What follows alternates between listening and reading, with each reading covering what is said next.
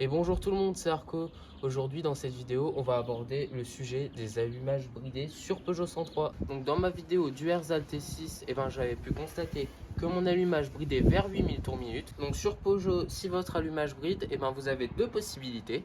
Pour ceux qui ont un allumage 4 fils avec pick-up, c'est très simple. Il vous suffira de changer votre CDI par un CDI débridé qui se trouve très facilement dans le commerce. Pour ce dernier, aucun CDI du commerce ne peut le débrider. J'en ai d'ailleurs essayé plusieurs et ça ne marche pas. Autre problème sur cet allumage à 3 fils, du fait qu'il n'y ait pas de pick-up, on ne peut pas régler l'avance à l'allumage. Donc la solution, vous avez compris, il n'y a pas de choix, il faut changer l'allumage. Donc pour ma part, j'ai fait le choix de monter un allumage 4 fils avec pick-up. Donc ces allumages se trouvent pour moins de 60 €. C'est des allumages 12 volts.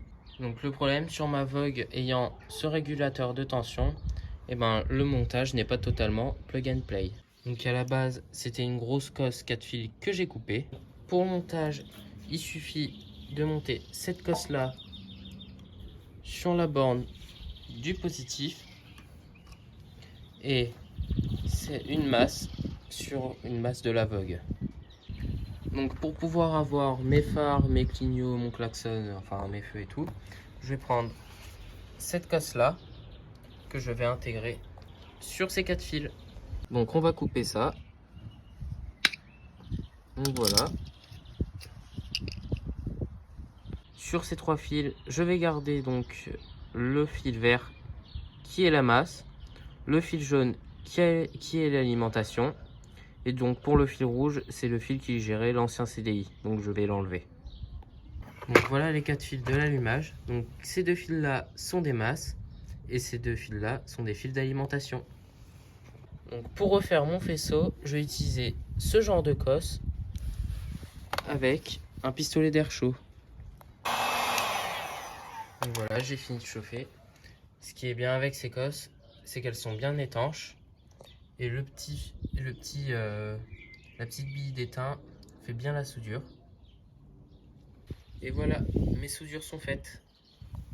Donc voilà, mon montage est fini.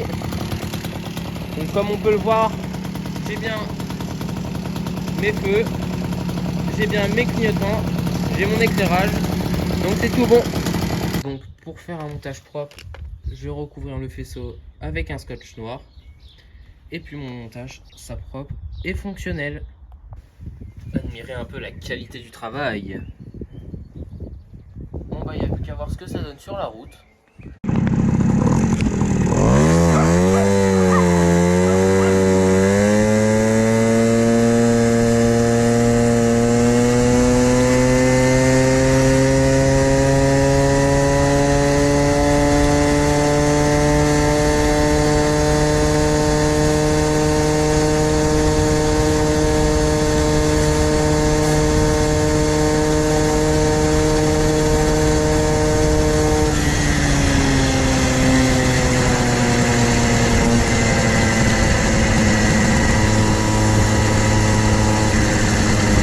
Et à 380, vous n'êtes pas encore à la moitié de l'accélération.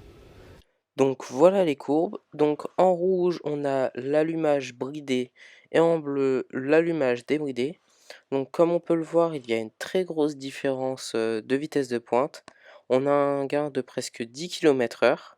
Donc vraiment là je suis surpris, j'aurais surtout pensé que le Possimonini briderait avant.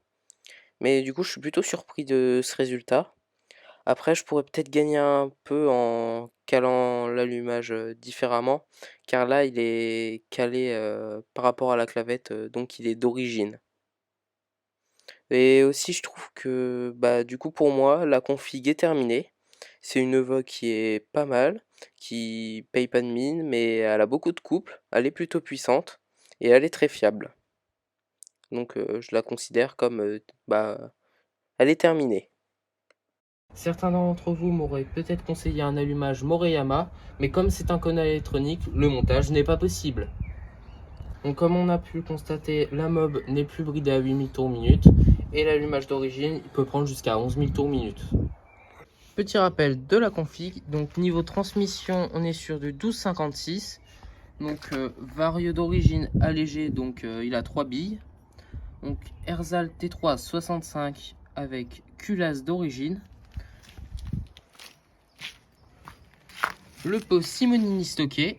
Donc niveau carburation, on est sur un carbu de 15 SHA avec un gicleur de 66. Et pour l'allumage, c'est un allumage 12 volts adaptable. Et le ressort de poussée jaune de nitro. Petit retour sur le projet du Malossi G2. Donc j'ai l'écarteur Malossi, cylindre, piston, culasse Malossi G2 donc à barrette. Pour ceux qui m'ont demandé dans les commentaires, les diagrammes à l'échappement sont de 180 degrés. Et ma nouvelle acquisition, donc j'ai acheté un MVT Premium. Donc à un peu moins de 200, il est en promo à un peu moins de 200 € chez Mir35. Et il me reste plus qu'à savoir, je ne sais pas quel vilebrequin acheter. Je me suis pas encore décidé. Au